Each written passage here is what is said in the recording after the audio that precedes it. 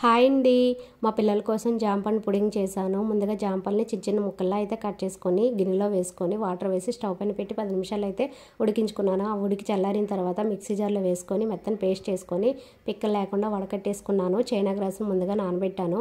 Stove పైన కళాయి పెట్టేసి జాంపండు మిశ్రమం, చక్కెర, చైనా గ్రాస్ను కూడా వేసుకొని లైట్గా ఫుడ్ కలర్ అయితే వేసుకున్నాను. ఇప్పుడు స్టవ్ని సిమ్లో పెట్టేసి ఈ జాంపండు మిశ్రమం దగ్గర పడేంత వరకు అయితే ఉడికించుకున్నాను. చివరగా 1 స్పూన్ నెయ్యి అయితే వేసుకున్నాను.